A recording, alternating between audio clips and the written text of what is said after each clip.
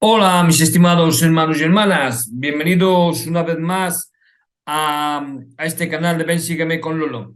Que os habla es Lolo y en esta ocasión es el primer programa del año 2023 y por tanto eh, quiero comenzar un poco hablando del tema que va a tocar este año, que es el Nuevo Testamento.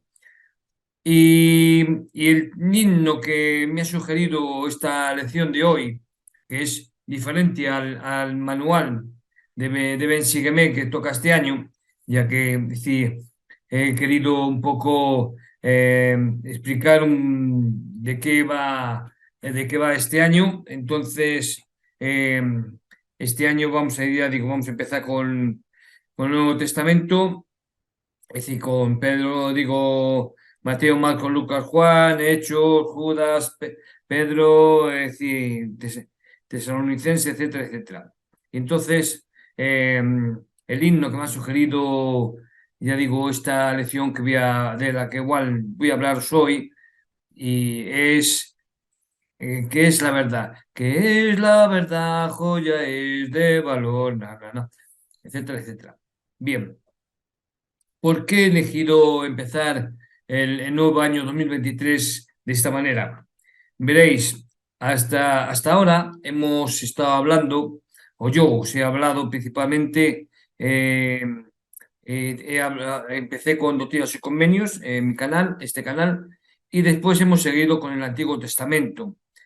Y ahora que vamos a empezar el Nuevo Testamento, surge aquí también digamos, un pequeño problema o dilema, ya que la Iglesia, es decir, la Iglesia de Jesucristo en los santos últimos días, nos hablan de una manera de acerca de Jesucristo y su labor y su misión, pero también ha habido algo que me ha llamado la atención y es el programa de Benji. Es el último que habló, que yo he visto, ha sido cuando nació Jesús de Nazaret.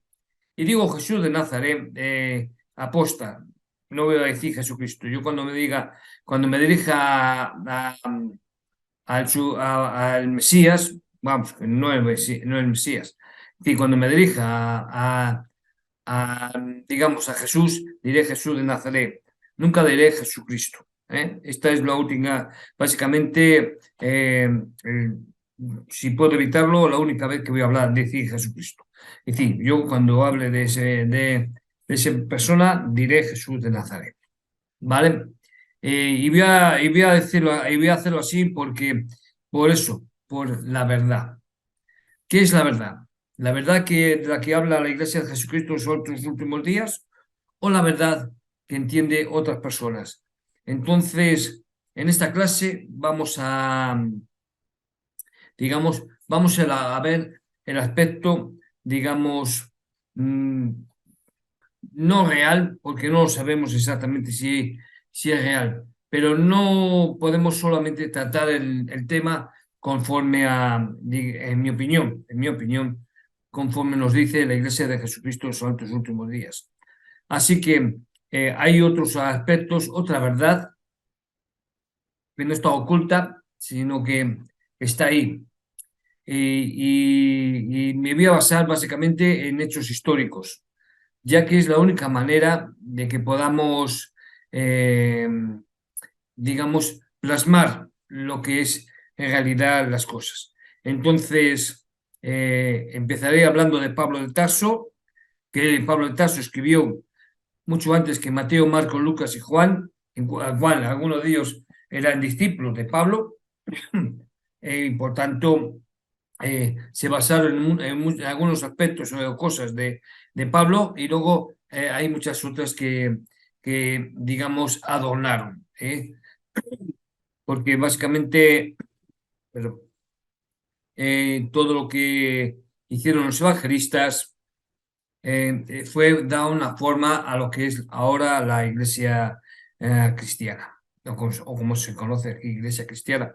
Entonces no era la iglesia, no existía como tal iglesia cristiana, ya que Jesús de Nazaret era judío nació en el seno de una familia judía y vivió como un judío, incluso vestía ropa, digamos, es decir, elementos judíos, como era el tzinki, que era una especie de, algunos se lo llevaban como si fuera una, digamos, una bufanda, otro como si fuera un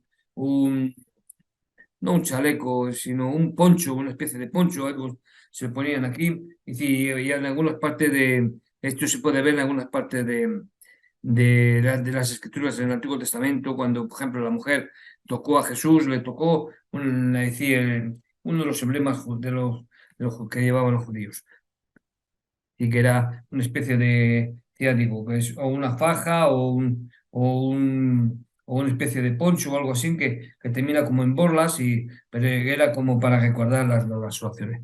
Y la prueba está que Jesús de Nazaret iba a las sinagogas, iba al templo, es decir, y en todo momento, es decir, el pueblo incluso le achacaba que no cumplía con la ley de Moisés. Que no se puede trabajar el sábado, y él decía, y él les contestaba también con las escrituras.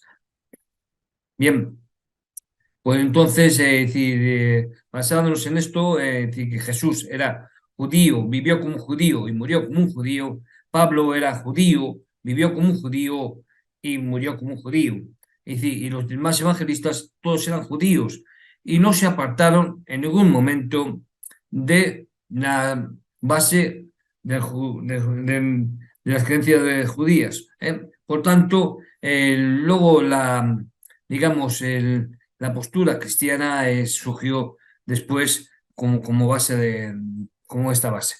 Bien, entonces ahora básicamente pues voy a hablaros un poco ya digo, empezaré con Pablo y luego el resto de los evangelistas, ¿de acuerdo? Es decir, Mateo, Marcos, Lucas y Juan. Bien, pues vamos a ello. Empezaré con Pablo. Y bueno, todo esto está apoyado por un gran catedral. No, no, no lo que yo digo, aunque sí, aunque son básicamente, si hay aquí en España un erudito, es decir, un profesor bueno, que ya está jubilado catedrático y profesor, que se llama Antonio Piñero, que ya digo, ahora ya está jubilado, y él enseñó acerca de estos temas del Nuevo Testamento y demás, y puso tiene muchos libros, yo recomiendo si alguno quiere ver sus vídeos que lo puede hacer. Bueno, pues como digo, mi paisano, el catedrático y profesor Antonio Piñero, dedicó 11 horas de exposición solamente para entender un poco a Pablo de Tarso. ¿Cómo iba yo a competir y a comprimir todo ese tiempo en una hora o más? ¿Eh? La tarea era ardua, pero si David venció a Goliat y Don Quijote se enfrentó a gigantes que en realidad eran molinos de viento, yo bien podía hacer mi labor y hablar de Pablo de Tarso histórico. De bueno, tenemos que reconocer que hay un enorme debate sobre la tradición, sobre el legado de Pablo. La figura de Pablo fue aquí determinante para la configuración de la Gran Iglesia, de lo que después se ha llamado la Gran Iglesia, y fue en un contexto de discusión, en un contexto de polémica y de diferentes opiniones, oponernos a otra época en el siglo XVI con motivo de la Reforma Protestante. La figura de Pablo fue decisiva. La figura de Pablo es decisiva por cuanto teníamos. En una ocasión, un joven le preguntó a Antonio Piñero, ¿de qué fuentes contamos para reconstruir la vida de Pablo de Tarso y cómo la podemos reconstruir? Pues en realidad con dos, sus cartas y los hechos de los apóstoles. ¿Eh? Bueno, Pablo y la iglesia de su época, tal como se pensaba 60 años más tarde, o 70, o quizás a los 80, no se sabe, hay que tener cuidado. Yo me quedaría con sus cartas y con hechos, y si me preguntaríais qué pasa si se contradice, os respondería que es una buena pregunta. ¿Qué pasa si las fuentes se contradicen? Se lo planteo a cualquiera. Si tú tienes las cartas de Pablo y tienes una fuente externa, ¿a qué le daría la prioridad? A Pablo sin duda alguna. Pero ¿y si luego llegas a la conclusión de que Pablo también exagera y que arrima el agua a su molino o las aguas a su sardina, como decimos aquí en España? No pasa nada salvo que tienes que emplear el acumen crítico totalmente. Y eso pasa con todos los libros de la antigüedad. No se puede detectar lo que es bueno. Bueno, de las 13 cartas, solo 7 son, digamos, auténticas. ¿En qué nos basamos para decir esto? Pues en los mismos análisis de vocabulario, de estilo y sobre todo del significado de la palabra. Por ejemplo, si utiliza la palabra común iglesia y para mí, a Pablo, iglesia significa ese pequeño grupo de, digamos, 20 o 30 personas, no que se reúne en la casa de un rico y que forma, digamos, una comunidad, pues allí, a la ciudad de Filipos o al principio de Tesalónica o Nerea, o en alguno de esos sitios, pero que esa palabra iglesia significa ese pequeño grupo de elegidos que está allí. Pero luego veo que en Colosenses, en Efesios o en otros torales, es decir, escritos, la iglesia significa algo parecido a lo de hoy día.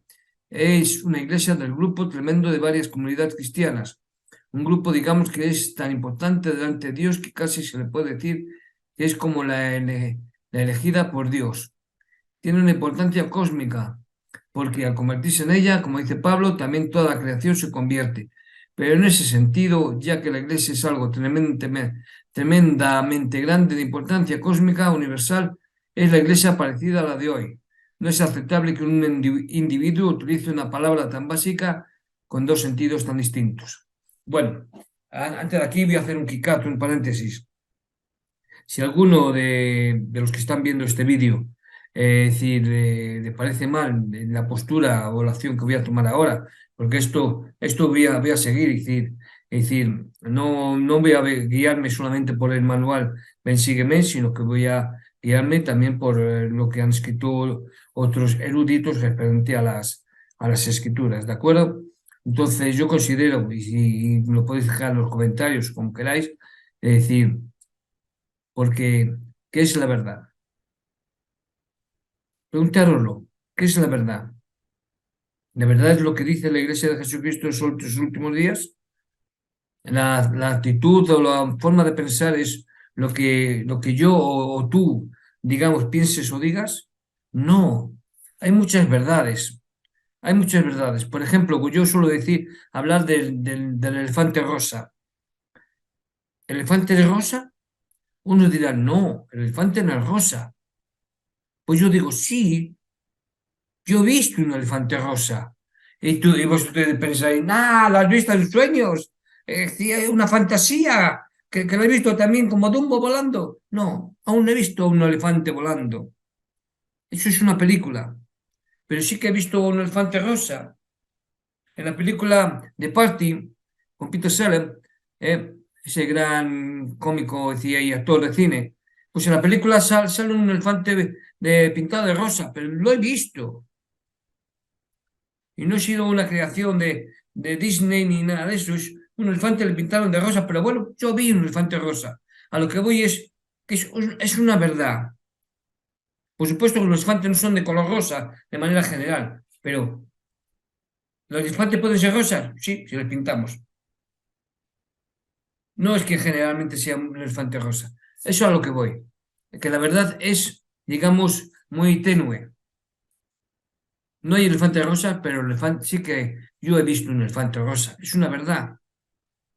Por tanto, la verdad no es lo que nos dice solo el manual de Ven, sígueme, que es a lo que voy, sino hay más verdades y es lo que intento, digamos, transmitir. Si lo hiciera, no estaría diciendo la verdad, estaría diciendo lo que la Iglesia de Jesucristo en los últimos días quiere que se diga. Y no me parece justo. Una moneda tiene dos caras. No podemos hablar solamente de la cara. Igual que uno podemos decir, una persona es, era fenomenal. Sí, pero pegaba a su mujer. Ah, bueno, eso no lo sabía. Es decir, una persona tiene virtudes y defectos. Eso es a lo que voy. Es decir, porque tiene que haber oposición en todas las cosas. Y es a lo que voy. Bueno, ¿dónde nació Pablo y cuándo y cómo era el contexto de ese lugar y ese tiempo donde nació? La verdad es que Pablo no lo dice nunca, pero los hechos sí. Y al final dice, yo soy ciudadano de Taso, de Cilicia, una ciudad de no menor importancia. Y además es verdad porque Estrabón lo dice, allí había un gimnasio, allí había una escuela de filósofos, había una escuela de literatura, los juegos, es decir, los muchachos se educaban muy bien, había un teatro. Entonces, ¿dónde nació? En Taso. ¿Dónde estaba Taso? Se supone en la actual Turquía. así como si fuéramos, digamos, un rectángulo mirándolo de frente al mapa en la parte de, es decir, en un mapa acerca de Turquía. ¿Cuándo nació? Ni idea, no se sabe. Con seguridad después de la muerte de Jesús. La gente dice que 10 años después. Dice eso como podía haber dicho 8 o 15, a saber. Probablemente sí. ¿Y por qué? Porque en los Hechos de los Apóstoles, al final del capítulo 7, cuando se apedrea a Esteban, y al comienzo del 8, el autor presenta a Pablo como un joven hombre, un joven que en esa época suponemos debía tener 30 años. Pero si Jesús muere en el año 30, bueno, lo mata en el año 30, en el año 33, nació pues en el año 4 antes de Cristo. Entonces, sí, ese joven podía tener 30 años, pero de todos modos ya tendría 6 años menos que Jesús. O sea que la gente cuando calcula que tendría más o menos 10 años menos, no está mal calculado, pero como pasa en la historia antigua, es una hipótesis. Pablo se formó en Jerusalén, tenía una tía, y eso lo sabemos porque su sobrino la avisa en la cárcel. Esto lo sabemos por el libro de los Hechos. En sus cartas, Pablo sí dice que él sí fue perseguidor. Entonces, ¿podemos presumir que él persiguió a este movimiento naciente en la propia Taso? No, es muy difícil. Lo que parece por los mismos hechos es que Pablo se había trasladado a la capital de Siria, a Damasco, y que hay en Damasco, donde había un judaísmo muy fuerte, como lo demuestra, por ejemplo, el documento de Damasco, que luego se ha encontrado otras copias entre los manuscritos del Mar Muerto, había un judaísmo muy fuerte en Damasco, en Siria. Entonces yo creo que lo más probable es, como dicen los hechos, que él se volvió a Damasco, que la persecución hubiera sido no en la tierra de Israel, sino en la comunidad judía, judío-cristiana de Damasco. Sobre el por qué quizás había que hacer otra pregunta y analizarlo y estudiarlo. Pero sí añadiré un dato a esto. Pablo era un fanático, un auténtico súper fanático. Y bueno, como ya digo, Mateo, Marcos y Lucas eran discípulos de Pablo. No voy a extenderme mucho, porque hay mucho de qué hablar. Bueno, el Nuevo Testamento entero está escrito en griego, originalmente en griego, pero todos sus autores, o probabilísticamente todo menos la duda de Lucas, el evangelista, y su sucesor, el autor de los Hechos de los Apóstoles, que a lo mejor era, digamos, no totalmente judío, sino converso. No puedo decir que todos los autores son judíos, entonces no es de extrañar que una obra en la que todos los autores sean judíos se traduzca los conceptos tanto en hebreo y en arameo. El hebreo era la lengua llamámosle culta de los judíos para discutir de su escritura y el arameo era lo que hablaba la gente. Un ejemplo, en la Grecia actual, ahora cuando se va usted a la misa ortodoxa, le pueden leer el Evangelio en griego tal como salía en el siglo segundo, pero ese no es el griego del pueblo que se habla ahora. Y normalmente la gente sencilla necesitará que le pasen ese griego antiguo al griego moderno. Del mismo modo, si usted leyera ahora el Cantar del Mío Cid, pongamos que es del siglo XII o XIII en el castellano de la época, realmente la mayoría de la gente no lo entendería y necesitaría que se lo pasaran al castellano actual. Por tanto, espero que esto quede bien claro. Y esto pasó en verdad. Si yo tuve en mis manos, cuando era estudiante, un, una edición del Quijote y estaba en castellano antiguo. Entonces, cuando lo leyó la profesora, porque lo quiso leer, claro, la gente no entendía porque era un castellano, digamos, diferente al actual. Bueno, continuemos pues. Dado que en algún momento de este programa vamos a referirnos, o se va a mencionar quizás, o en el futuro, a la fuente Q, quisiera hablar un poco al respecto. Debo confesar que el que tratar, que sigue, con la competencia retórica de vida en cuestión tan difícil como esa fuente a la palabra Q. Esta es la abreviación de la primera consonante de la palabra alemana Quelle, que significa fuente. En alemán, entonces, la fuente que es la fuente Q. Lo mejor que diríamos es la fuente de los dichos del Señor. Diremos que esa fuente solo contiene prácticamente solo dichos de Jesús, y digo prácticamente porque si aparece un esbozo del relato de las tentaciones. Por ejemplo, si no me equivoco, también un breve esbozo del relato de la curación del siervo del centurión, pero en realidad el 99% de esa presunta fuente no solo son dichos, es decir, de palabras de Jesús, Ahora bien, también hay que confesar que de esa presunta fuente de dichos de Jesús no se ha conservado ningún manuscrito. Entonces, ¿cómo es que usted y yo tan tranquilamente estamos hablando de una fuente que forma parte de aquello en lo que abrevaron, vivieron Mateo y Lucas si no se ha conservado ningún manuscrito? Es bastante osado decirlo y sin embargo también el 90 o 95% de los investigadores lo sostienen. ¿Y por qué? Por el siguiente paso.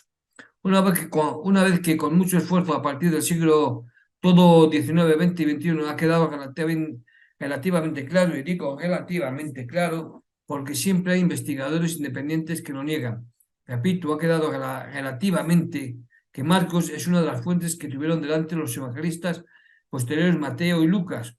Una vez que ha quedado bien claro, uno le llama la atención que en Mateo y Lucas que hay muchas cosas que no están en Marcos, muchas más de 200 versículos. Curiosamente, hay unos, perdón, 200 versículos que los evangelistas y Lucas tienen en sus evangelios, que concuerdan entre sí, a veces al pie de la letra, y estos no se encuentran en Marcos.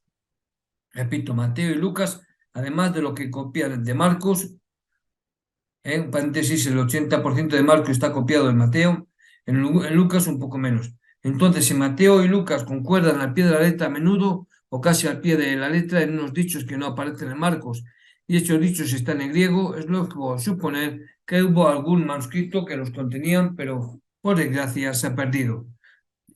Y es así como llegamos a la conclusión. Bien, vamos a entonces un poco a hablar de los evangelistas. ¿Eh? Como digo, Marcos sigue las huellas de Pablo y se fija especialmente en tres eventos, pero entre el tiempo de Marcos y el tiempo de Pablo ocurre una cosa significativa, a saber, tanto Jesús como Pablo estaban totalmente convencidos de un fin del mundo inmediato, pero ese fin no llegó y al retrasarse lo que se llama la parusia, perdón, es decir, la llegada de Jesús como juez, la llegada final, a Marcos se le ocurrió la idea de que había que ligar la vida del Maestro Jesús con esos tres acontecimientos fundamentales. En una palabra, a Marcos se le ocurrió la idea de que el Maestro Pablo hasta cierto punto se había equivocado, es decir, había tenido una visión demasiado estrecha de lo que es la vida de Jesús y entonces se puso a escribir esa propia, es decir, una biografía propia de Jesús de Nazaret. Bien. Marco en su biografía pone para el público por primera vez contra las cuerdas al Bautista, es decir, lo coloca desde el punto de vista cristiano en un sitio y dice, Juan el Bautista no es el Mesías es Jesús y Juan el Bautista solo es el precursor. Mateo. En primer lugar, al hablar de Mateo hay que disipar una idea que tiene mucha gente por ahí que es errónea. Se ha dicho que a lo largo de muchos años que los evangelios se compusieron en arameo y Papias dice que al menos Mateo había escrito su evangelio en hebreo o arameo, porque la palabra blaisti en griego puede significar indistintamente hebreo o arameo. Es posible que Mateo hubiera escrito su evangelio en hebreo, pero ciertamente el Mateo que nosotros tenemos no es ese Mateo. No hay ni un solo fragmento de su evangelio, ni uno solo conservado, diga lo que diga quien sea, en arameo. Por tanto, el evangelio de Mateo se compuso originalmente en griego. No es un griego de traducción, está escrito en esa lengua y además está empleando para las citas del Antiguo Testamento la Biblia griega, es decir, el Mateo que tenemos no es ese probablemente del que habla Papias, sino otro. Es importante fijar en la mente a Mateo como un evangelista muy judío, que insiste en que Jesús fue judío y que predicó la ley. Recuerde, antes pasar al cielo y a la tierra que dejar de cumplirse un solo ápice de la ley. Sin embargo, a pesar de esta incidencia tremenda en la ley, y yo considero que ese mismo hecho es también paulino, por una sencilla razón que no tiene en cuenta mucha gente, a saber, que Pablo a aquellos judíos como el mismo que creen en Jesús, Mesías, les dice que no tienen por qué, decir, que deben seguir cumpliendo entera la ley de Moisés, y lo dice con toda claridad en 1 Corintios 7. El que es llamado como judío, siga como judío, y el que es llamado como gentil o pagano, siga a Jesús como pagano, permanezca cada uno en la llamada en la que fue llamado por Dios, el judío como judío y el gentil como gentil. pasemos ya sin más a Lucas. Lucas es el evangelista de los pobres, de los desamparados, de las mujeres y respecto a Jesús es el justo, sufriente y el mártir justamente condenado por los judíos y los romanos y representa además una revolución, una nueva enmienda a los otros evangelios, porque Lucas escribe dos partes, una parte que trata de que hizo el Espíritu con Jesús, el evangelio, y otra parte de que hizo el Espíritu con los seguidores de Jesús, sobre todo Pedro y Pablo, segunda parte de Hechos de los Apóstoles. Perdón. Esto significa que Lucas ya tiene una concepción de la historia, que está mirando desde arriba y puede escribir, además de los dichos y hechos de Jesús, una pequeña historia de la iglesia primitiva. Y esto es un avance monumental, porque a todo ello lo llama Lucas primera y segunda parte de mi libro. Como dice el mismo, oh queridísimo Teófilo, aquí tiene la segunda parte de mi libro. Es decir, todo es un evangelio o buena noticia. Lo importante aquí es que esta concepción de la historia es muy clara y se divide en tres secciones. La primera es antes de la venida de Jesús. La segunda es la venida de Jesús menos su pasión, muerte y resurrección. Paulinismo fundamental. La tercera parte es la muerte, resurrección y exaltación de Jesús a los cielos, comienzo de la vida de la iglesia. Y que es lo que tiene ahí que hacer la iglesia es predicar el evangelio de la buena nueva hasta que Jesús venga. Y vamos ya al último, a Juan. Juan es el cuarto evangelio y realmente un escrito sorprendente, extraño, místico, diferente y espiritualista. Parece como si estuviéramos hablando de un Jesús absolutamente distinto. Piensen que ya no está hablando un Jesús cuyo interés principal era el reino de Dios, sino un Jesús que es el revelador, que desciende del cielo, sino con el Padre, revela y luego asciende. Un Jesús que no es como los otros de Mateo, Marcos y Lucas, que solo pasan una Pascua en Jerusalén, sino tres. Es decir, la vida pública de Jesús dura el triple. Un Jesús que coloca la purificación del templo al principio de su vida pública y se queda tan tranquilo. Un Jesús que no es bautizado por Juan el Bautista, sino que lo único que hace es dar testimonio de él. Y sobre todo un Jesús que solo hace 7 milagros y que ya no son para demostrar el poder del reino de Dios, sino realmente para demostrar que es el revelador, para que suscitar la fe en él y sobre todo un Jesús que habla de una manera distinta.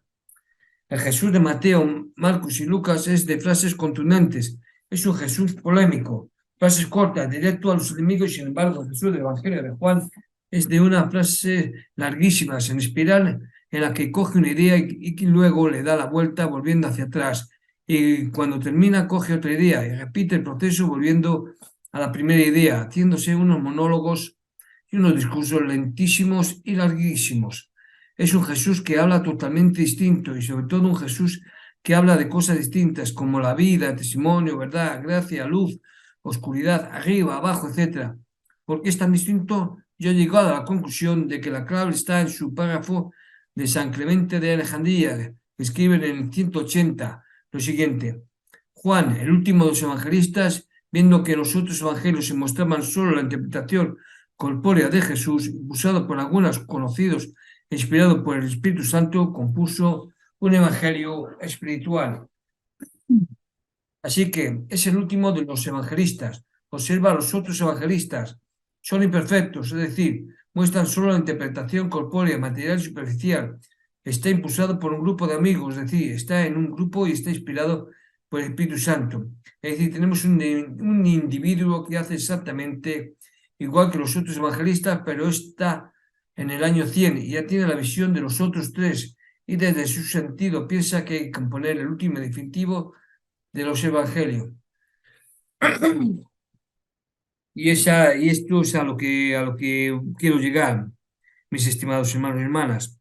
Los evangelios no están compuestos como, como no aparece en el Nuevo Testamento, porque Pablo fue el primero que escribió, ¿eh? y luego, fue Marcos, y luego Mateo, Lucas y por último Juan. Y como vemos, cada uno hizo una visión del Evangelio conforme a sus creencias o lo que había vivido. Y bueno, mis estimados hermanos y hermanas, pues esto es lo que yo quería transmitiros en esta ocasión, en este primer programa del año 2023. eh, la forma de que voy a hacerlo es, digamos, por una parte, el Bensigmen, manual de Iglesia de Jesucristo son tus últimos días, el manual que vosotros vais a leer seguramente, pero luego yo tengo, digamos, como un libro aparte, que es el libro de el estudio de del Nuevo Testamento. Es decir, voy a usar para esto los libros del Nuevo Testamento, traducción y comentario, dicción de Antonio Piñero, con los con colaboradores Gonzalo de Cerro, Gonzalo Fontana, José Monserrat, Carmen Padilla y el propio Antonio Piñero. Es un libro que tiene 1662 páginas, ¿eh? Es del año 2021, y bueno, pues en él pues se explican muy bien pues eh, todos los evangelios. Es decir, empieza con las cartas auténticas de Pablo, pues las auténticas, porque hubo cartas que no eran que dicen que es de él, pero no eran. Luego los evangelios sinópticos, que sí, Mateo, Marcos, Mateo y Lucas, y los Hechos de los Apóstoles, las cartas atribuidas a Pablo, atribuir, decir, pues hablo de que hay cartas que dicen que es de Pablo, pero que no son, cartas a los hebreos, y luego sí, el Evangelio de Juan también, el libro de Revelaciones, es decir, cartas comunitarias, es decir, la primera y segunda carta de Timoteo y la carta de Tito, cartas universales, es decir, la carta de Santiago, carta de Judas, primera y segunda carta de Pedro, es decir, carta de Jacobo o la de Santiago, es decir, la carta primera y segunda carta de Pedro, etcétera, etcétera, etcétera. Es decir, y es básicamente, no voy a extenderme, es decir, por supuesto, si a alguno no le gusta, pues digamos, pues, ¿qué quiere que diga? Le pido disculpas y perdón si no le agrada. Y hasta aquí el programa de hoy, el primer programa del 2023. El siguiente ya hablaremos de Mateo 1 y Lucas 1, ya digo, conforme a la verdad. Sí, porque creo que la gente merece conocer la verdad, no solamente una parte de la verdad o lo que piensa una iglesia, porque si solo hablásemos de una parte, sí, no podemos decir de el león tiene una gran melena y unos dientes, pero sino que hay que hablar también del león que tiene una cola y unas patas y una velocidad. Es decir, no se puede hablar solo de los aspectos. Es decir, el león es fiero. Bueno, pues sí, pero oye, el león también, si se le cuida, puede ser manso. Ah, el león no deja de ser león. Pues gracias, mis estimados hermanos y hermanas, por ver este primer vídeo del año 2023. Os saluda Lolo y espero veros en mi siguiente programa. Hasta entonces, os deseo próspero año nuevo. Gracias y hasta pronto.